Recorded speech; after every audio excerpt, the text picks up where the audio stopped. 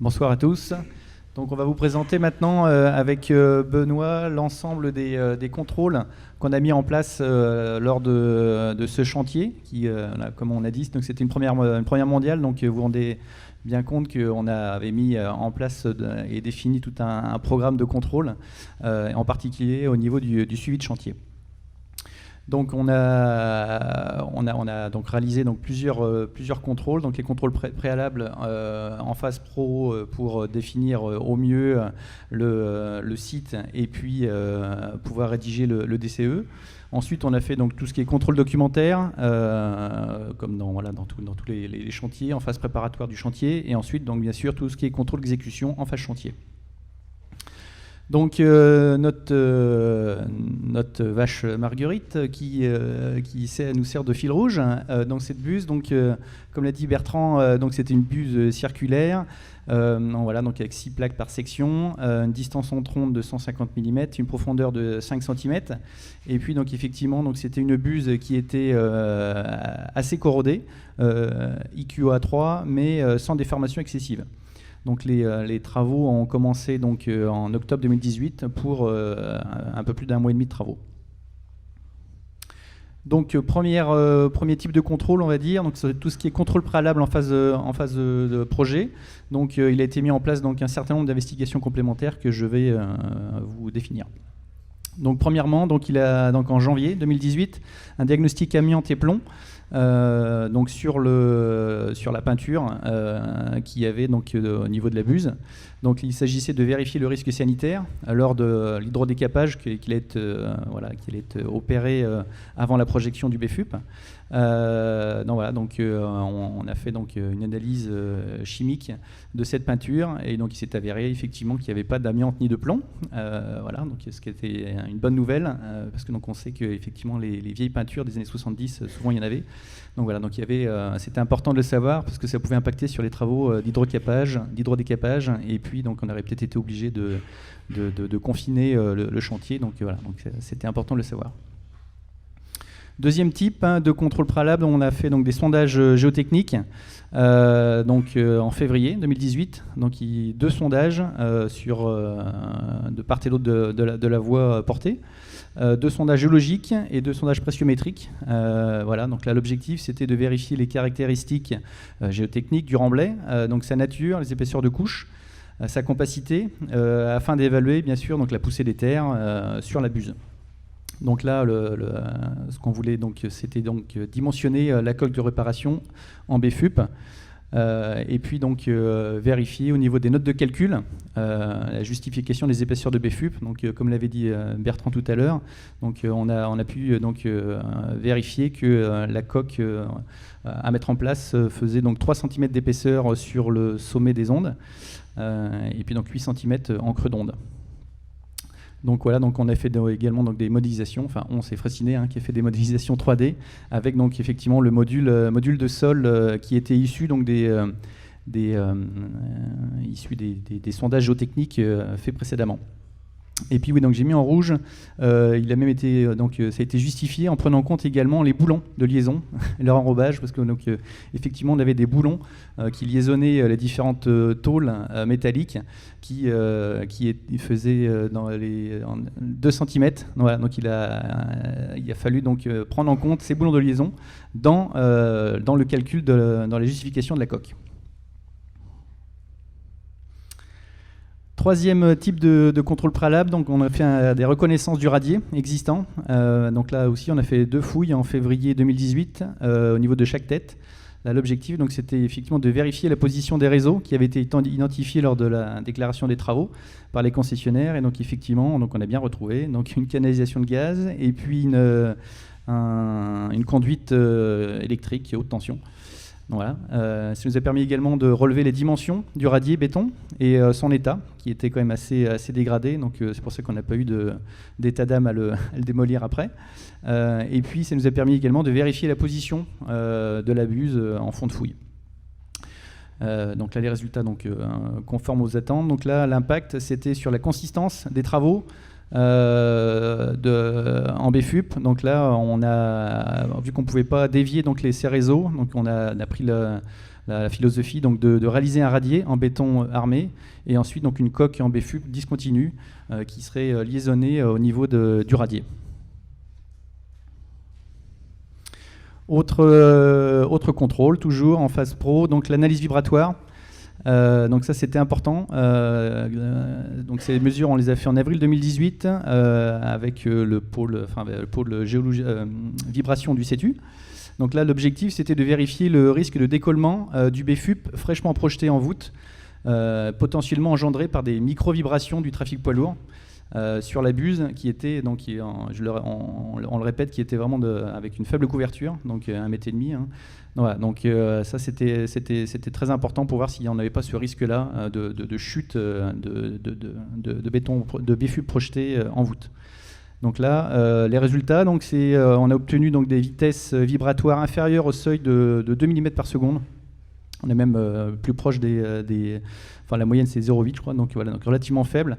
Donc on est vraiment en dessous du référentiel SNCF qui définit 2 mm par seconde voilà, lorsqu'il y a des trains qui passent à côté d'une réparation en béton.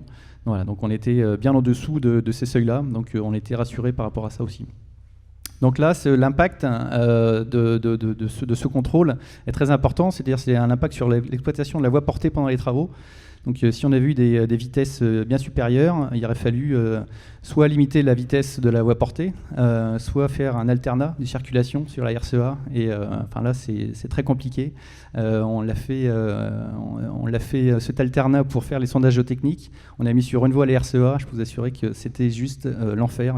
On a eu très très rapidement plusieurs kilomètres de bouchons. Voilà, donc voilà, c'était important de le savoir. Voilà, maintenant en phase, on va dire, en phase préparatoire, voilà, donc Benoît va vous présenter tout ce qu'on a visé en contrôle documentaire. Bonsoir tout le monde. Donc pour prendre la suite, là on va être plus en phase, je dirais, travaux. Là on attaque. Donc la première partie, c'est effectivement la phase préparatoire des travaux avec les contrôles documentaires qui servent essentiellement à viser les documents d'exécution. Donc, qu'est-ce qu'on retrouve ? On retrouve comme des chantiers classiques, je dirais, tout ce qui est documents généraux, PAQ et tout plan de sécurité lié à l'environnement et les déchets. Le planning prévisionnel des travaux et puis tout ce qui est, je dirais, plan d'accès et d'installation de chantier. Donc, vous avez une petite vue d'ensemble des installations de chantier en haut à droite, voilà. Et préalablement au démarrage des travaux et ainsi de suite, et des procédures, bien sûr, tout ce qui est demande d'agrément. Donc là, on est quand même dans un cas un petit peu particulier où effectivement les matériaux, on s'y attend un petit peu à ce qu'on va avoir de la part de l'entreprise, puisque c'est une méthode, je dirais, d'essai, enfin testée. Donc on retrouve premièrement le béton du radier, qui lui est un béton plutôt classique, dans un environnement XC4, qui vient d'un producteur de BPE local. Ensuite, la carte d'identité du ductal pour ce procédé, je dirais, projeté, avec l'adjuvant utilisé dans ce procédé, les microfibres métalliques. Et pour finir, donc je suis assez... Il manque certains produits, mais c'est les plus marquants du marché. Avec, pour finir, un enduit de finition, on est quand même sur une buse, un passage à bétail. Et donc, le BFUP avec ses fibres pourrait être... ça peut gratter un petit peu si les animaux passent un peu près. Donc, il y a quand même eu, sur une hauteur de 2 mètres, un enduit de finition appliqué. Voilà. Donc, toujours dans la phase contrôle documentaire, tout ce qui est avis et visa de documents. Donc ça commence par bien sûr les plans de renforcement en lien avec les études préalables qui ont permis de dimensionner. Donc on peut voir sur l'image de droite la coupe de l'ouvrage avec le radier, les reprises des aciers du radier avec la coque de BFUP où on a effectivement dans le pied droit une surépaisseur de BFUP. Ensuite, c'est la procédure de réalisation du radier et de préparation du support, donc le grenaillage. Voilà. Donc ça reste des méthodes un peu classiques. Et après, comme c'est un procédé quand même innovant et un matériau un petit peu difficile, on va dire, mais maîtrisé, on a quand même des protocoles de fabrication et de mise en œuvre qui sont assez particuliers, qui ont été produits par Freycinet, l'entreprise, et pour lesquels, même s'il y a une certaine liberté, il y a quand même certaines attentes au niveau du marché et des questionnements, donc un échange quand même, comme tout marché de travaux, de procédures et d'avis et de réponses de la maîtrise d'ouvrage, maîtrise d'œuvre et de l'entreprise. Aussi, des procédures spécifiques liées aux essais. C'est encore une fois un procédé particulier qui nécessite des essais et donc un regard sur les essais réalisés en phase de préparation, je dirais, de la matière première et de mélange du BFUP, entre autres sur les mesures d'affaissement au cône DIN, les mesures de sissométrie et détermination de teneur en fibre. Et bien sûr, j'évoque le plan de contrôle qui lui aussi était un des points importants. Donc en phase d'exécution, on est donc dans le cadre du suivi de chantier. Le plan de contrôle, il reste assez classique, où on a des vérifications des travaux préparatoires à la projection, qui vont être la réception des matières premières sur le chantier, s'assurer que c'est bien les matériaux qu'on attend. Des préparations de surface, la pose du ferraillage et les reprises de plots sur la buse. On peut voir quelques photos qui montrent globalement un petit peu les aménagements du ferraillage. Et aussi la pose des gabarits radio d'épaisseur d'anneau, ce qui permettait à l'entreprise de vérifier la bonne application et surtout la bonne épaisseur du matériau appliqué. Ensuite, on est comme sur des ouvrages courants béton projeté. Le premier anneau, la première projection sert d'essai de convenance, où là, on va valider un petit peu toutes les procédures et s'assurer que l'entreprise applique bien ce qu'elle avait écrit initialement. Donc ça reste, encore une fois, une méthode assez précise, donc assez particulière, et donc on est vigilant sur la fabrication. Voilà. Donc on retrouve dans les contrôles de fabrication tous les essais qu'on avait cités précédemment, avec en plus les contrôles de dosage, de température, d'affaissement. Vous pouvez voir ici que le contrôle des dosages des big bags, il se faisait par des pesons tarés, donc étalonnés aussi, bien sûr, comme tout ce qui se fait. Ensuite, concernant les résistances mécaniques, il y a eu des caisses de projeté. On reste sur un béton projeté, donc on réalise des caisses qu'on va carotter après en vue de faire des essais de compression, par exemple, ou recier pour faire des essais de flexion. Et ce qui compte aussi, c'est bien sûr les contrôles après projection qui permettront, entre autres, de vérifier les tenues en voûte. Donc ça, quand ça tombe, de toute façon, c'est que ça tient pas, c'est que c'est pas bon.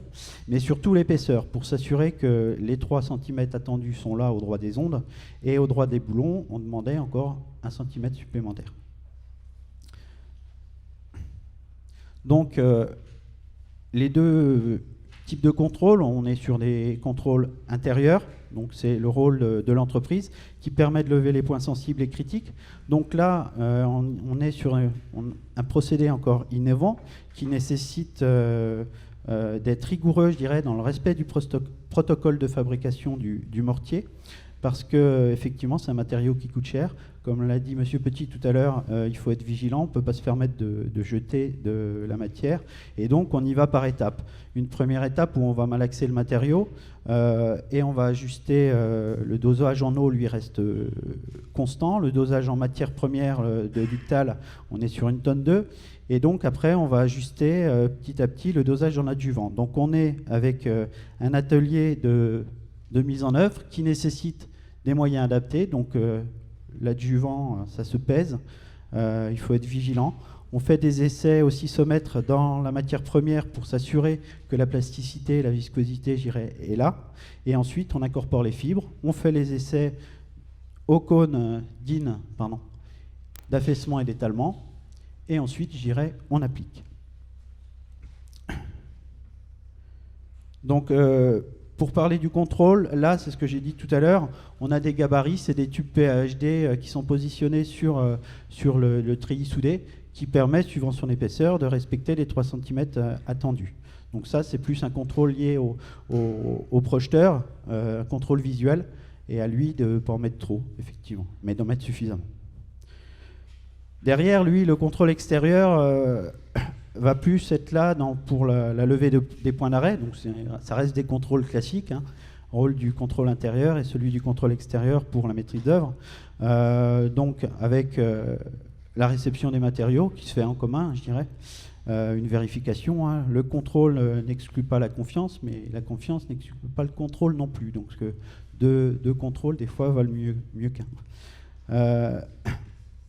Avec le suivi d'application des procédures et contrôle des résistances mécaniques. Donc résistance mécanique, on est sur des carottages en caisse.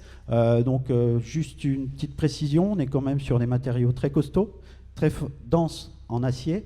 Quand on carotte ce type de matériaux, on bouffe du carottier. Donc ça, on s'est fait avoir. Ça coûte cher en carottier. Et après, derrière, il faut des presses vraiment adaptées, hein. Sur des petits diamètres de 74, là, on casse quand même à 160 MPa. Il faut pas des petites presses, quoi. Ensuite, un point important dans le phase du contrôle extérieur, c'est bien sûr réceptionner l'épaisseur en place. Donc on a une petite idée, c'est de fixer par soudage des boulons sur la buse. Les boulons qui dépassent, on fait un relevé d'épaisseur, enfin voilà, au droit de chaque onde avant projection. Ensuite, on refait un relevé après projection, on en déduit l'épaisseur de Bfup. Donc c'est tout bête à mettre en place. Le seul inconvénient qu'on pourrait retenir, c'est que le boulon, il reste en place. Il faut le meuler une fois que la structure est terminée, mais je ne pense pas que ce soit un gros problème. Voilà. Donc ici, vous pouvez voir, donc c'est pas très clair. On s'est positionné et sur des zones. Donc vous avez un boulon ici, un boulon là. Donc sur toute la périphérie de la buse, on avait 7 zones. Vous pouvez faire 7 relevés, donc le plot de condense et un plot de contrôle qu'on a doublé. Donc 3 boulons ici par exemple, qui permettaient d'avoir une longueur relativement importante et permettent de faire des épaisseurs de béton projeté moyennes qui sont quand même intéressantes à exploiter. Et aussi, au droit des boulons, 2 lignes ici et encore 2 lignes ici pour s'assurer encore une fois qu'on avait bien les 1 cm au droit des têtes de boulons, parce que les fibres faisant 12 mm, on se doit d'avoir au moins 1 cm de surépaisseur, de matière. Donc quelques valeurs pour que vous ayez une idée globale du matériau. On peut voir que c'est un matériau qui se met en œuvre, on a 4 heures de durée pratique d'utilisation, après il commence à faire sa prise, donc il ne faut plus le manier. 4 heures, ça reste relativement quand même, ça laisse du temps, hein, mais il ne faut pas se louper. Par contre, on peut voir qu'à 24 heures, on a déjà 65 MPa de résistance. Donc c'est des valeurs brutes, je dirais. C'est pas une moyenne, c'est une valeur ponctuelle. Ça, c'est essentiellement des valeurs CEREMA. Je n'ai pas intégré les valeurs de l'entreprise. Par contre, pour les essais de flexion, ici, on peut voir des valeurs de l'entreprise. Voilà. Donc, rappel des épaisseurs visées. Donc globalement, on se retrouve avec à plus 1 cm de ce qu'on attendait, avec ponctuellement des épaisseurs plus importantes. À titre d'indication, on est sur des porosités accessibles à l'eau, sur un des prélèvements à 7,3% et sur un second prélèvement de 10,9%. Donc encore une fois, ça reste des valeurs très ponctuelles, brutes. Voilà, il faut plus de matière et plus d'essais pour en tirer des tendances. Mais ça, ce qui est intéressant, c'est de voir que c'est 2 gâchets différentes, donc ça peut-être mettre des choses en évidence. Voilà, je vous remercie pour votre attention, et si besoin, vous pouvez faire appel à David ou moi-même. Merci.